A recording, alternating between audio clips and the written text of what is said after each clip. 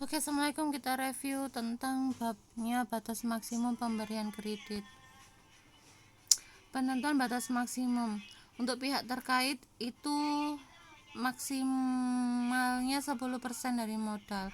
Kalau untuk pihak tidak terkait, untuk aturan sebelumnya itu adalah 30%. Nanti mungkin di contoh buku 30% untuk kelompok ya, 20% untuk individu, tapi ini ada aturan baru dari OJK 25% pihak individu maupun kelompok.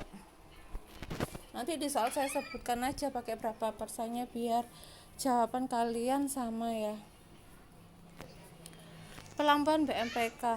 Pelampiasan BMPK penyediaan dana oleh BPR dikategorikan sebagai pelampiasan BMPK dalam hal terjadi selisih lebih antara presentase penyediaan dana yang telah direalisasikan terhadap modal BPR pada saat tanggal laporan dengan BMPK yang diperkenakan dan tidak termasuk dalam pelanggaran BMPK.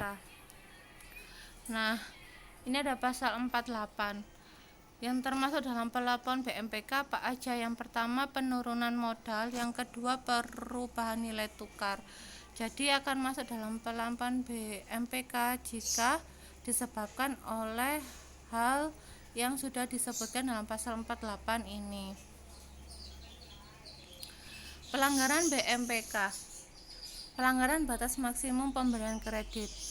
PT Bank Permata Harti memiliki modal 150 juta per 31 April 2016. Modal tersebut sebesar 40% sahamnya dimiliki oleh saudara Umar Bakri. Berarti Umar Bakri memiliki hubungan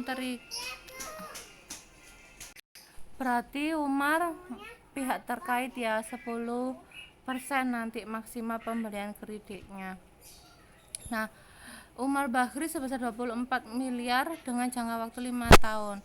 Nah, ini untuk tahap pertama 6 miliar, tahap kedua 6 miliar, tahap ketiga 6 miliar. Sehingga totalnya 18 miliar.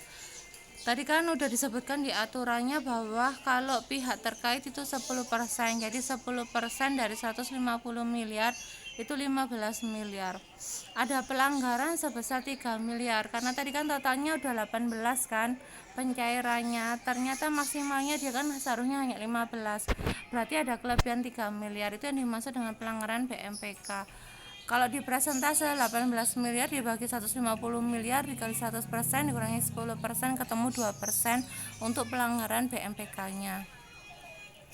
Ini adalah pelampauan BMPK. Bank Permata Hati memiliki modal 150 miliar, telah memberikan komitmen untuk memenuhi permintaan kredit PT Duta Anggada sebesar 40 miliar dengan jangka waktu 1 tahun. Ternyata pada akhir Mei saldo banknya menurun menjadi 140 miliar. Berarti ada pelambang sebesar 2 miliar. Ini dari mana cara ngitungnya? 40 miliar dikurangi 30% dikalikan 140 miliar. Pelampauannya ketemu 2 miliar. Untuk menghitung presentasenya 40 miliar dibagi 140 miliar dikali 100% dikurangi 30% ketemu 1,43%.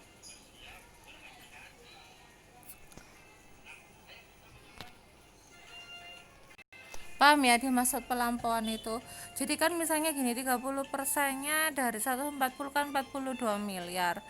Itu PT Duta Anggada kan pinjamnya hanya 40 miliar, berarti ada pelampauan sebesar 2 miliar. Kayak gitu ya.